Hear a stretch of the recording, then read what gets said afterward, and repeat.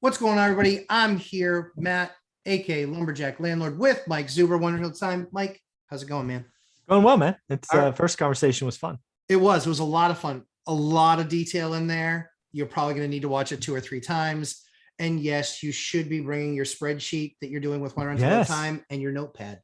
A lot of valuable info in there. So Yeah, I would actually second that.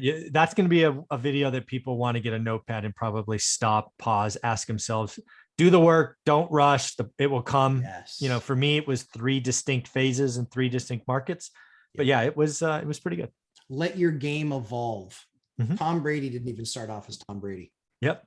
And now I'll wait for the hate comments. So Mike, next topic though I wanted to cover with you today in segment 2 was stock market and crypto. Yeah. I think this is a topic that just needs to be said. I think the last 15, 18 months in the stock market, once the Fed came in and kind of just changed the market, right? Don't bet against the Fed. We had the last crash, the market did crash when we shut down the economy, the Fed comes in, and you've had a really good run. If you've opened your trading account in the last 15 months, you pretty much only know an up market, buy the dip works, right? Mm-hmm. All of these things have been very trendy and happy, and meme stocks and Reddit and all of these things. As somebody who has experienced a very similar world before in the .com era, I know what that feels like. I am afraid as we get into October, which has historically produced some of the most negative days, that I think the easy money has been made. How about that? I'm not saying the market's going to crash. I'm just saying the easy money has been made. I think we will have some very shockingly down days. And what I just want to tell you is if the stock market starts keeping you up at night, that's a sign that you probably have too much in, or maybe you're too much levered. Maybe you're on margin. I don't know, but I was, and I saw a lot of money evaporate. So I just feel like I have to bring my pain, because I don't want you to say I turned $7,000 into 190 only to lose 150 grand. That is my story. I don't want it to be yours. So if it's keeping you up at night and down days scare you, take a little off, take your capital back.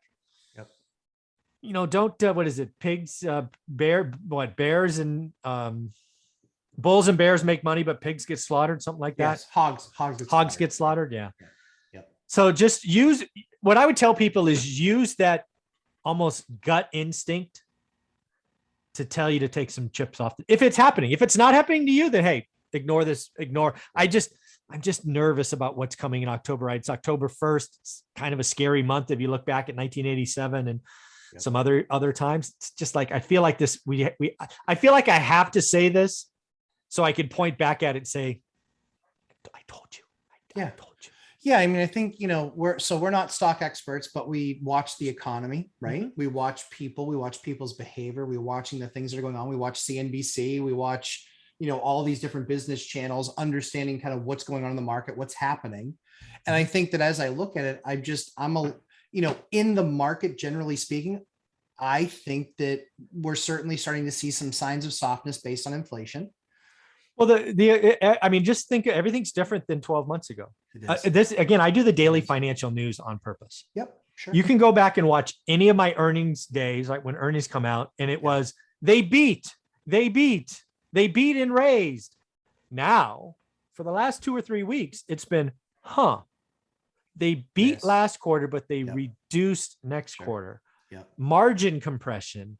Yes. Supply problems. The Dollar Tree can't sell anything at dollars anymore. I mean, it's folks, we were spoiled when 81 or 83% of the S&P 500 beat earnings expectations. That's not normal. General Motors just today on the daily financial news expects Q3 auto sales to be down 31%.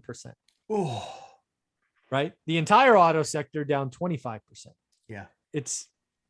I am afraid that the world is heading into a recession, or at least an environment that is not as good as 12 months ago. And if you have that, and you have the Buffett indicator at all-time highs, and you have PEs that are stretched, and you have companies that are making nothing at stupid ass multiples, oh man, I see some pain ahead. And again, I could be 100% wrong. I could be Chicken Little. I have no money in the game.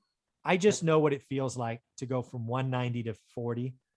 And I don't want anybody to experience. I wish somebody would have told me to take chips off the table. I don't know that I would have, Mhm. but at least I would have known. I had nobody. Everybody in my ear was go deeper, go higher, go more on margin. Yeah, So sure.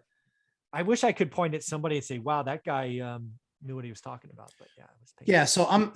Yeah, I'm the least qualified to talk about the stock market. The least. Yeah. Um, With that said, let's talk about the stock market. with that said, there are certain life principles, right? Don't borrow what you can't afford to lose, Oh, big right? one. So margin, that's a big one. So margin scares me. The only reason that Oh. I do it on a house is because that's the asset that they'll take.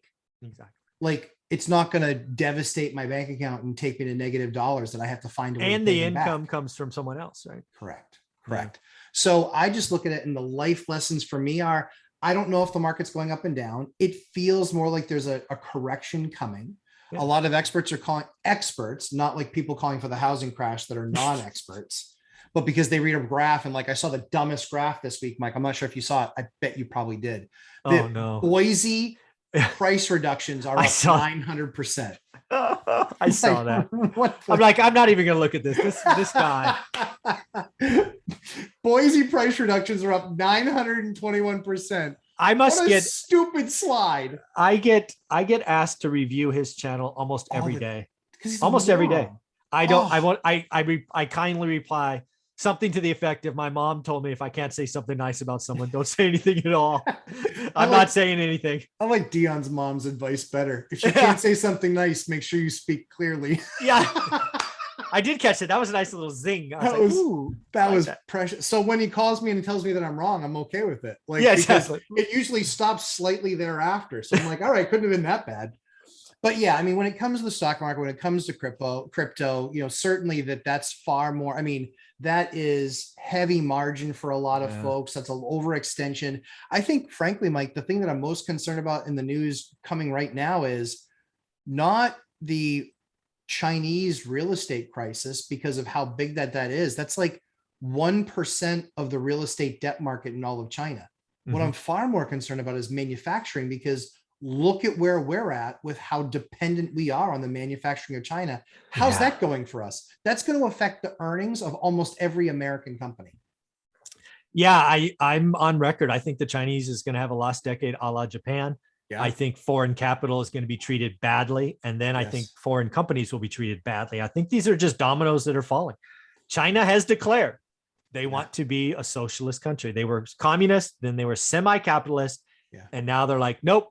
And they're whacking, right? They whacked tech, whacked education, whacked video games, whacked property.